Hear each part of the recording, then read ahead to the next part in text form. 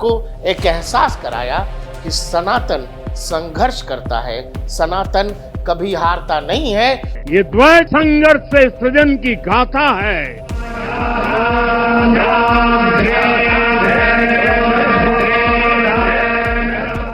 नीचे से ऊपर की तरफ जाती हुई धर्म ध्वजा देखकर इनके सीने में सांप लौट गया है।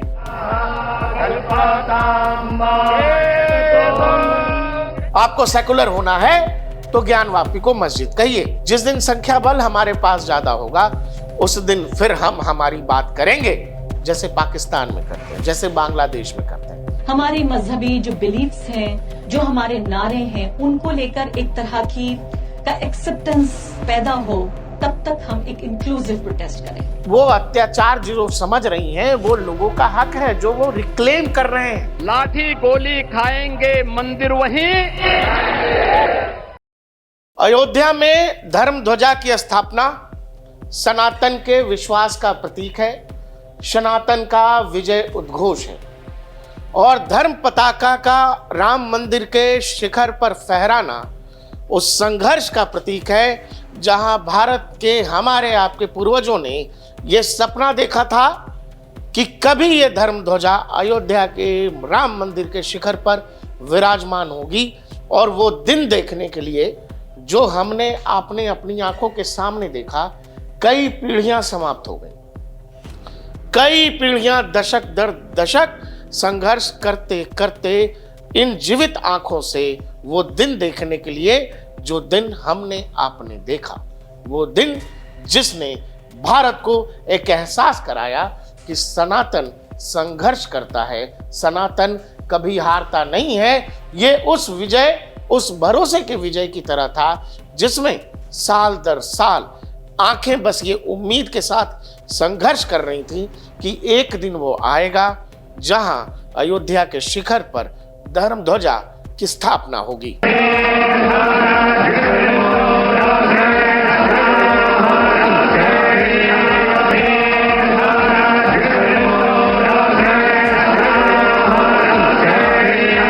देश के प्रधानमंत्री नरेंद्र मोदी ने जब शिखर की तरफ देखते हुए वो जो नमस्कार किया, वो जो प्रणाम किया, वो क्लिप इंटरनेट पर वायरल है। लोग उसको लेकर तरह तरह की बातें, तरह तरह की कहानियां कह रहे हैं। ये ठीक है कि वो पहले भाव में तो यही लगता है कि चूंकि इतनी सालों का संघर्ष है, अगर बीजेपी के तौर पर भी देखें, इतने सालों का संघर्ष, ताना बाना, जाने कितनी आलोचना, ये सब सहने के बाद जब आप उस दिन को हासिल करते हो जिसके लिए आपने सालों खपा दिया है, हर दिन बस आपने ये अभिलाषा की है, हर दिन जब आपने बस ये सपना देखा है कि काश वो दिन आ जाए, और वो दिन जब सामने था तो लोगों को ये लगा कि स्वतः भाव है, अंदर की भावना है जो प्रधानमंत्री व्यक्त कर रहे हैं, आंखें नम हैं और हाथ कांप रहे हैं। एक दूसरा वो है तर्क कि प्रधानमंत्री नरेंद्र मोदी जब देश इतने बड़े दिवस को देख रहा है, जब देश वो दिन देख रहा है जिसकी सदियों से कल्पना थी, सदियों से आशा थी, जब वो दिवस आया तो देश के प्रधान ने नागहस्त प्रणाम किया।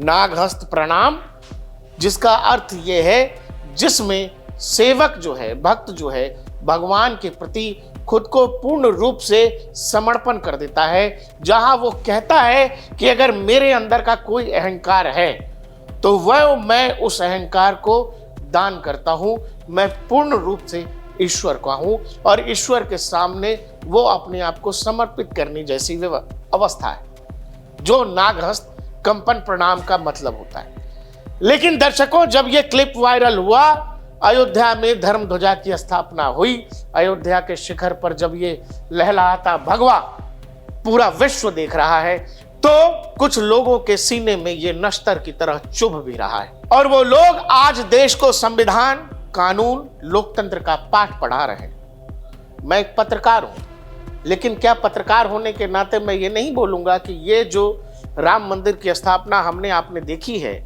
इसका सैकड़ों सालों का इतिहास है। इसका इतिहास ये है कि बाबर के इशारे पर मीर बाकी इसको तहस नहस करता है, क्या इसका इतिहास ये नहीं है कि कार सेवकों के ऊपर अयोध्या में एक सरकार ने गोलियां चलवा दी थी? क्या इसका इतिहास ये नहीं है कि अयोध्या में राम का जन्म हुआ था, प्रभु राम का विशाल मंदिर अयोध्या में था, उसको तोड़ा गया, बार बार तोड़ा गया, और इसका इतिहास है। साल दर साल राम भक्त वहां पर अपना बलिदान देते रहे, और उसको लेकर के अलग अलग तथ्य हैं। और कोर्ट ने भी जब ये कहा कि वहां राम मंदिर की स्थापना होगी, राम मंदिर का निर्माण होगा, वो भी आर्कोलॉजिकल सर्वे के आधार पर जमीन के नीचे से मंदिर के अवशेष, मूर्तियों के अवशेष मिले, ऐसे ही नहीं कहा गया। तो क्या ये सच मैं छुपा जाऊं? क्या इन पर बात नहीं होनी चाहिए? क्योंकि एक मैडम है, मैडम ये कह रही हैं, और देखते ही देखते हिंदी पत्रकारिता हिंदू पत्रकारिता में बदल गई। पत्रकार कलम के सिपाहियों से धर्म के सैनिक बन बैठे, और देखते ही देखते लानत है। ये वो मैडम है जो खुले तौर पर सीएए एनआरसी के दौरान इस देश के लोगों को क्या सिखा रही थी, वो सुन लीजिए। यहाँ पर एक आम राय, कम से कम जितने लोग यहाँ बैठे हुए हैं, कि एक आम राय इसको लेकर बने कि जब तक हम वो आइडियल सोसाइटी बन पाए जहां हमारी मजहबी पहचानों, हमारी मजहबी जो बिलीफ्स हैं, जो हमारे नारे हैं, उनको लेकर एक तरह का एक्सेप्टेंस पैदा हो, तब तक हम एक इंक्लूसिव प्रोटेस्ट करें। और ये प्रोटेस्ट भी हमें उसी सोसाइटी की तरफ ले जा रहे हैं जहां हम सबको शामिल करेंगे। तो हम अपनी जो आइडियोलॉजी है उससे कॉम्प्रोमाइज नहीं कर रहे हैं। फिर से मैं यहां पर इसको आई वांट टू रीट्रेट, यहां हम अपनी आइडियोलॉजी से कॉम्प्रोमाइज नहीं कर रहे हैं, हम अपनी स्ट्रेटेजी बदल रहे हैं। जी हाँ, ये वही मैडम है जो कह रही थी कि अभी थोड़े समय के लिए न्यूट्रल हो जाइए, सबकी बात करिए, सबका विकास करिए, सबकी बात करिए, और जिस दिन हम अधिक हो जाएंगे, वो कहने का मतलब यही है, जिस दिन संख्या बल हमारे पास ज्यादा होगा, उस दिन फिर हम हमारी बात करेंगे, जैसे पाकिस्तान में करते हैं, जैसे बांग्लादेश में करते हैं, जैसे दुनिया के किसी भी इस्लामिक देश में करते हैं, जहां किसी भी गैर इस्लामी व्यक्ति को या मजहबी को रहने की कोई इजाजत नहीं है। आपको रहना है तो या तो इस्लाम कबूल कीजिए, वरना फिर आपको पता है क्या होता है। उस तरह के लोग अब इस देश में बैठकर लोगों को पत्रकारिता का ज्ञान दे रहे हैं। आप ये बात मत करिए कि बाबर ने कोई राम मंदिर तोड़ा था। आप ये जो भग्नावेश मिले, जो मंदिरों के अवशेष मिले, आप उस पर बात मत करिए। आप ज्ञानवापी की दीवारें जो चीख चीख कर कह रही हैं कि वो मंदिर थी, मंदिर की जगह पर मस्जिद नुमा स्ट्रक्चर खड़ा किया गया, आप इस पर बात मत करिए। आप अगर बात करेंगे तो फिर आप हिंदू हो जाएंगे। आपको सेकुलर होना है तो ज्ञानवापी को मस्जिद कहिए, मथुरा की कथित ईदगाह को ईदगाह ही कहिए। यह मत कहिए कि कृष्ण जन्मभूमि के भीतर एक तरह का अतिक्रमण दिखता है, खुली आंखों से दिखता है। दर्शकों, वो चाहे राम मंदिर हो या ज्ञानवापी हो या फिर मथुरा की जो स्थिति है, आपको क्या लगता है कि वो पूरा का पूरा मंदिर नहीं तोड़ सकते थे? वो पूरा का पूरा ढांचा नहीं ध्वस्त कर सकते थे? बिल्कुल कर सकते थे। उन्होंने मूर्तियां खंडित की, उन्होंने मंदिरों को पूरी तरह से ध्वस्त नहीं किया, उन्होंने मंदिरों के ऊपर के जो मीनारें हैं वो तोड़ी और गुंबद खड़े किए, केवल इसलिए कि वो आपको अपमानित कर सके। आज जो ज्ञानवापी की दीवारों के ऊपर जो मूर्तियां हैं, जो कलश हैं, जो दिखाई देते हैं, आपको क्या लगता है कि वो दीवारें नहीं तोड़ी जा सकती थी? बिल्कुल तोड़ी जा सकती थी, वो तोड़ सकते थे, वो उतने ताकतवर थे। उन्होंने नहीं तोड़ी इसीलिए ताकि वो आपको बार बार अपमानित कर सके, आपको बार बार नीचा दिखाया जा सके, आपके ईश्वर पर, आपके अंदर वो संदेह पैदा कर सके कि आपके ईश्वर में तो ताकत ही नहीं है। आपकी सभ्यता, संस्कृति, उन पर चोट किया गया। आपको कमजोर दिखाने के लिए ये बार बार आपके मंदिरों के साथ साल दर साल वो आक्रामक क्रूर शासक करते रहे ताकि वो आपको बार बार अपमानित कर सकें। इसीलिए मूर्तियों को खंडित किया गया, टुकड़ों में तोड़ा गया, या फिर पूरा का पूरा मंदिर ध्वस्त नहीं किया गया, ऊपर गुंबद खड़े कर दिए गए, उनको मस्जिद की शक्ल दे दी गई, बस इसीलिए कि वो साल दर साल आपको अपमानित करते रहे। आप वो देखें, आप परेशान हो, अपने अस्तित्व पर आप सवाल उठाएं, अपने सनातन पर आप सवाल उठाएं और आप में हमेशा एक कायरता का बोध रहे, बस इसीलिए ये किया गया। नहीं तो ज्ञानवापी की दीवार ऐसी क्यों है, क्यों होगी? आराम से ध्वस्त कर सकते थे वो। ये सब सोच विचार कर किया गया। हां, उन्होंने पहले कभी ये नहीं सोचा होगा कि एक समय ऐसा आएगा जिस समय उनके ये अपमानित करने वाले अवशेष, जो ये छोड़ के गए कि भाई आप अपना अपमानित होते रहो, आप खुद को दीनहीन छोटा समझते रहो, यही भग्नावेश किसी दिन इन मंदिरों के, इन पूजा घरों के जो है असल सबूत बन जाएंगे। ये चिल्ला चिल्ला कर अपने अस्तित्व को के बारे में लोगों को कहानियां बताएंगे। इनको इस बात का अंदाजा नहीं था कि ज्ञानवापी की दीवार बार बार ये कहेगी कि यहां कोई मस्जिद कभी थी ही नहीं, यह हमेशा एक मंदिर था, वो आंखों से दिख रहा। इनको अंदाजा नहीं था जिस समय ये तोड़ा गया या फिर इस तरह के स्ट्रक्चर जब बनाए गए। और आज इस देश में संविधान का पाठ ये मैडम इसीलिए पढ़ रही हैं क्योंकि इनके पास आज संख्या बल नहीं है, क्योंकि जहां भी इनके पास संख्या बल है वहां न तो संविधान है न तो लोकतंत्र है, और दूसरे तरह के लोगों के साथ वहां क्या होता है ये दुनिया जानती है। और मैडम की पॉलिसी क्या है, मैडम की स्ट्रेटजी क्या है, वो मैडम की बात हमने आपको सुना दी। मैडम जो कह रही हैं, मैडम अभी 1-2 दिन पहले संविधान का पाठ भी लेकर के आई थी कि आइए हमारे साथ पढ़िए, मेरे साथ पढ़िए, हम भारत के लोग भारत को एक संपूर्ण प्रभुत्व संपन्न पूरा वो लेकर के आई प्रियम्बल की, भाई पढ़िए इसको संविधान दिवस पर। लोगों ने इनको कुछ याद दिला दिया। लोगों ने इनसे कहा कि आइए जब पढ़ना है तो पढ़ लेते हैं। संविधान की मूल प्रति में, जो मूल प्रति है, उसमें भगवान राम, लक्ष्मण, सीता जब रावण वध के बाद, लंका विजय के बाद अयोध्या लौट रहे थे, उसकी कलाकृति है ऊपर की तरफ मूल प्रति में। लोगों ने इनको ट्विटर पर वो चिपकाना शुरू किया, बोला जी बड़ा पढ़ने का मन है संविधान तो आइए पढ़ते हैं। मैडम खामोशी में चली गई। मैडम बस ये चाहती हैं, उनको ये लगता है कि इस देश में किसी खास तबके के साथ बड़ा अत्याचार हो रहा है, जबकि मैडम इस पर बात करने को ही तैयार नहीं है कि वो अत्याचार जो समझ रही हैं वो लोगों का हक है जो वो रिक्लेम कर रहे हैं। राम मंदिर हिंदुस्तान में नहीं होगा तो कहां होगा भाई? काशी विश्वनाथ हिंदुस्तान में लोग नहीं मांगेंगे तो कहां मांगेंगे? और जो लोग लोकतंत्र की दुहाई आपको सबसे ज्यादा दे रहे होंगे, उन लोगों से आप पूछना कि भाई दुनिया के 57 देशों में लोकतंत्र की किताब कोई क्यों नहीं लिख रहा भाई? वहां कोई किसी को लोकतंत्र क्यों नहीं पढ़ा रहा है?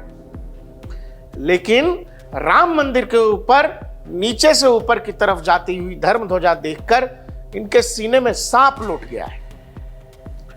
इनको लग रहा है कि हर कोई हिंदू हो गया है। हिंदुओं के देश में हिंदू नहीं होंगे लोग तो क्या होंगे भाई? और जो पत्रकार है वो पत्रकार भी इसी देश का है कि विदेश का है? जो राम मंदिर का इतिहास है, जो अयोध्या का इतिहास है, वो सबके आंखों के सामने है। उसमें कोई पत्रकार झूठ बोलेगा तो वो पकड़ा जाएगा, लोग गाली देंगे उसको, लोग उसको बोलेंगे कि भाई सरेआम झूठ बोल रहे हो। अयोध्या राम की जन्मभूमि है। अयोध्या से, राम से अयोध्या है और अयोध्या से ये देश है, ये भारत भूमि है। भारत भूमि का इतिहास बगैर अयोध्या, काशी, मथुरा, सोमनाथ के पूरा नहीं होता है।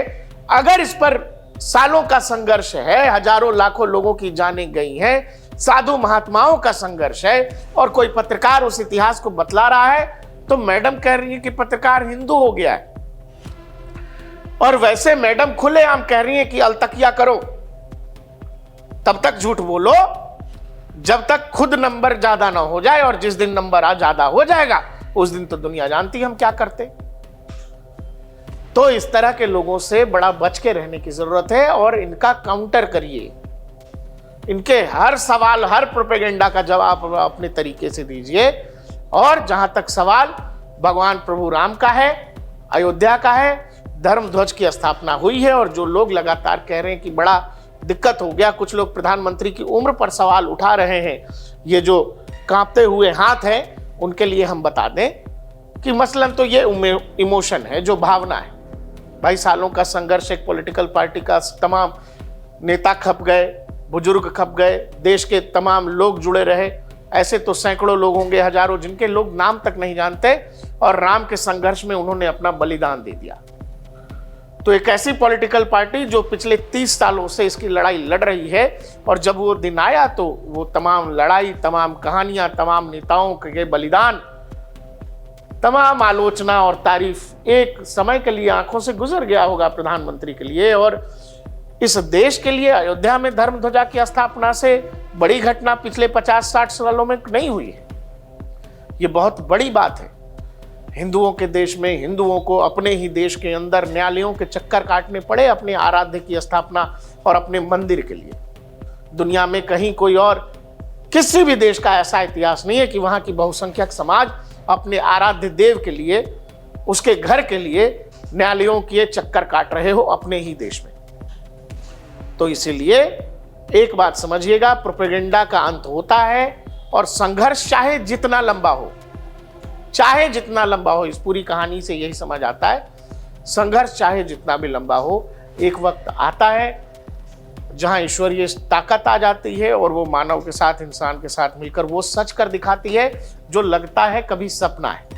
अयोध्या में वही हुआ है, और इसीलिए बहुत सारे लोगों को बहुत तरह की परेशानी हो रही है। अब वो पत्रकारों को ये बता रहे हैं कि कैसे पत्रकारिता होनी या नहीं होनी चाहिए। देखते रहिए DNP इंडिया, हर खबर भरोसे के साथ।